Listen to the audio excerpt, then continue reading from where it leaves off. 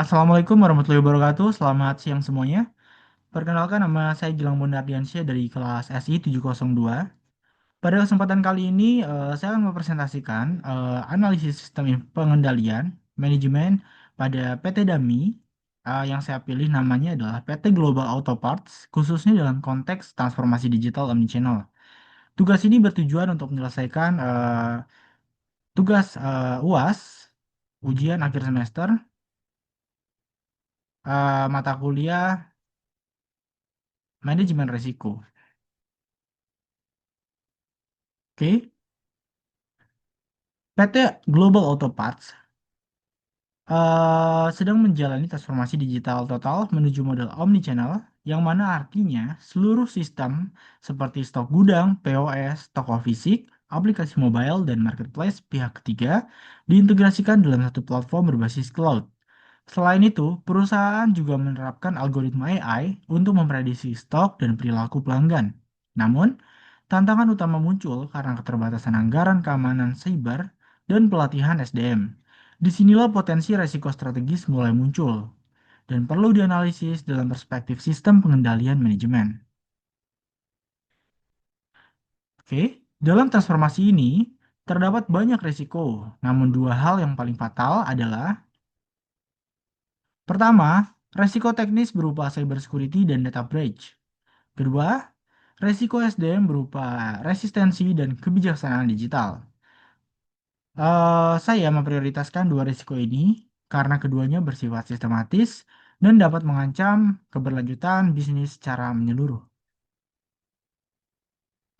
Transformasi digital meningkatkan attack surface secara signifikan, integrasi API, sistem cloud, dan data pelanggan membuka celah bagi serangan siber. Potensi risikonya meliputi kebocoran data pelanggan, serangan ransomware, downtime operasional, konsekuensi hukum, dan juga reputasi. Dalam risk matrix, risiko ini berada pada kuadran dampak tinggi dengan kemungkinan menengah hingga tinggi. Dalam perspektif pengendalian manajemen ini, termasuk risiko strategis yang memerlukan kontrol preventif dan detektif yang ketat. Oke, slide kelima ada analisis risiko SDM. Resiko kedua berasal dari aspek manusia. Transformasi digital bukan hanya perubahan teknologi, tetapi perubahan budaya kerja. Jika karyawan tidak memiliki kompetisi digital, takut terhadap AI, serta atau mengendalikan menggunakan sistem manual, maka akan memunculkan human error, shadow system, dan rendahnya adopsi teknologi. Akibatnya, ROI transformasi tidak tercapai.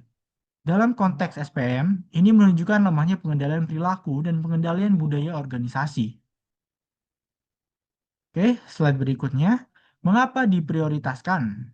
Saya memprioritaskan dua risiko ini karena pertama, dampaknya sangat sistematik. Kedua, mengancam keberlanjutan bisnis jangka panjang. Ketiga, sulit dipulihkan jika terjadi sesuatu seperti hal tersebut. Lalu keempat adalah berdampak langsung kepada kepercayaan pelanggan. Resiko ini bersifat eksistensial, bukan sekedar operasional. Oke, slide berikutnya adalah mengenai strategi mitigasi ISO 25010. Sebagai manajer proyek, saya tidak akan menghentikan perkembangan, tetapi memperkuat kontrol kualitas berbasis ISO 25010. Strategi mitigasi meliputi DevSecOps, yaitu integrasi keamanan sejak awal, lalu ada risk-based testing, fokus pada modul berisiko tinggi, lalu ada incremental release untuk meminimalkan dampak kegagalan, lalu ada quality gate di setiap sprint, monitoring real time untuk deteksi dini, dan micro learning bagi SDM agar adaptif. Pendekatan ini membentuk siklus PDCA, sehingga pengendalian berjalan secara berkelanjutan. Oke, slide berikutnya adalah slide 8, dampak kegagalan resiko.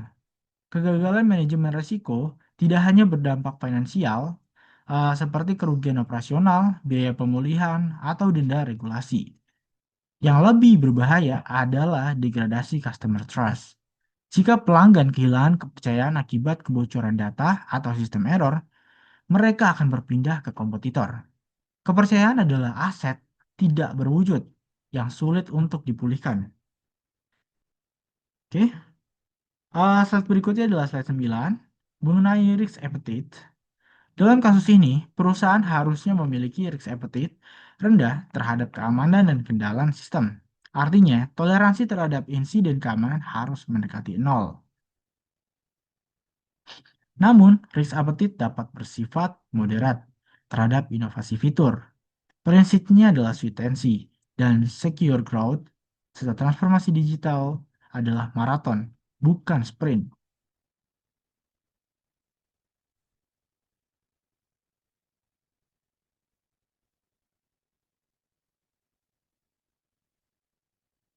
Oke, berikutnya adalah kesimpulan.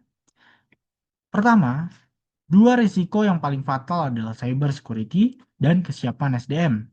Kedua, kualitas sistem dapat dijaga melalui pendekatan ISO 25010 tanpa menghentikan perkembangan. Serta ketiga, manajemen risiko yang lemah akan merusak customer, trust, dan keberlanjutan bisnis. Oleh karena itu, sistem pengendali manajemen harus mampu menyeimbangkan inovasi dan kontrol risiko secara strategis. Baik, terima kasih. Sekian dari saya, Gilang Bonardiansyah. Wassalamualaikum warahmatullahi wabarakatuh.